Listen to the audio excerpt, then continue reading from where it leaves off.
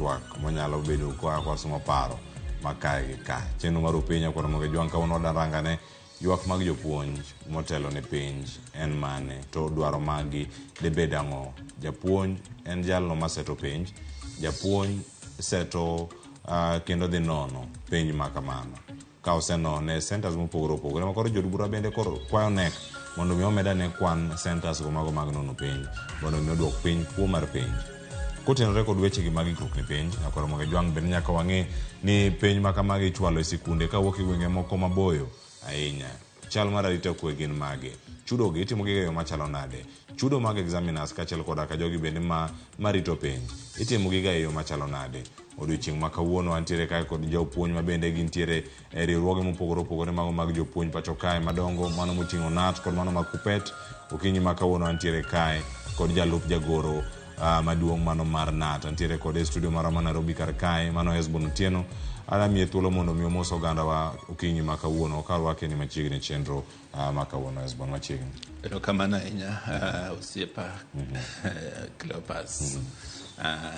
Amoso nyikwa Ramogi ni oyawre uru kendo amor mondo ayud thuolo mondo abi e studio kendo mondo wabed e twak malong'o ni e weche mag penj to be akawo thuolo ni mondo akwang' mono makende ne nyithindo madhi timo penj higani e klas 8, nyithindo madhi timo mar klas 6 to gi joma dhi timo form 4.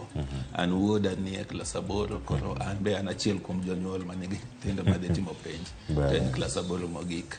Koro amor gi rwak mumiya makende. Erokamano ahinya. Ng'e maber mar bende en penj mogik mano mar klas 8 mano mar KCPE.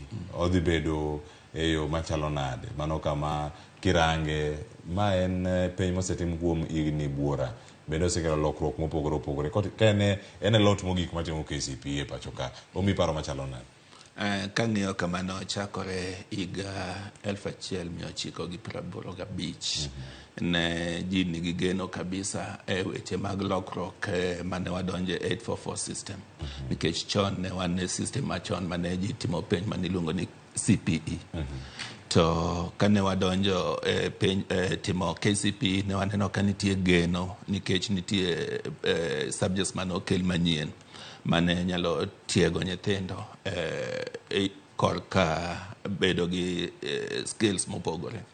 To muda mosebedo kwa timo penj ni nolokore mobedo gima koro nok nyal kelo value nikech no okelo gimoro ma niluongo ni competition e koro sani kaka nyocho wabiro gi system manyien miluongo ni competency based curriculum ma koro wadonje assessment be ma nyithindo ma KCPE dhi timo higani ka watieko gi KCPE manitie wakwa mana ni nyithindo ma dhi timo KCPE okawa mayot ni ena penj kaka penj moro amora minyalo tim mondo kik gibed gi pressure moro ni maybe ni gine lot mogik matimo penj mondo gine ni future gi nyalo kethore ka diponi ok gitime maber nikech onge nuoyo kata onge dok chien nikech mae penj mogik.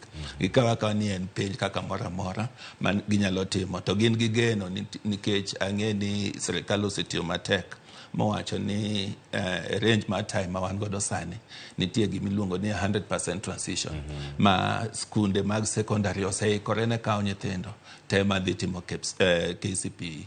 Koro wan wakwa ni nyithindo bed gi chuny mokwe gidhi gi tim penj gine ma giketo historia nikech gine ma giloro chapter mar KCPE. Tumano bende timore kinde moro ma waneno ka sirikal osebedo ka dhiro mano kata ten migepe mopogore opogore kane Fred Matiang'i nitiere migawo mar somo waneno ka mosenindo Ngire George Magoha nitiere kar kanyo migawo mar somo waneno kata kama Shogu bende odonje toke kanyo dhiro kata dwaro magidwaro en ni jogo mawuok e klas 8 giduto giyud thuolo mar donjo e sikunde mag sekondar. Gin wacho kata ni 100% transition bende paro ni odhi chopo kare e kinde ne kata bende osega temo kata chopo e kinde go makoro kata penj ni rumo mano mar KCPE mogik isewacho ni ok ginyal nuoyo kata ok de gidog chien gidhi yudo thuolo mane makoro dhi nyime ka moko kuom gi okalo moko bende ne dier mar timo maber moingo gino magidhi timo sani. Program moseket e higni mosekalo kwang'iyo ndalo mane Fred Matiang'i nokawo migawo masomo to gi ndalo magoha ne gitemo kabisa ni mondo skunde oyaw thuolo mang'eny mag make sure ni gin gi classes moromo mondo transition obede to gi skunde moko mane bed ni nigi boarding facilities na giyaw ni mondo gibed gi day wing mondo nyithindo te motimo penj kik bed ni iloro negi oko. Koro aparo ni mano plan ma pod nitie nyaka sani nikech kadipo ni nitiere moro ni nyithindo ok dhi yudo thuolo e classes ma ginyalo dhiye in the transition nyalo bedo gi matek kabisa ne nyithindo ma ok dhi yudo thuolo makamano.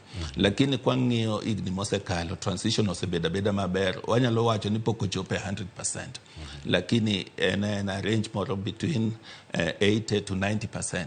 Transition osebedo maber.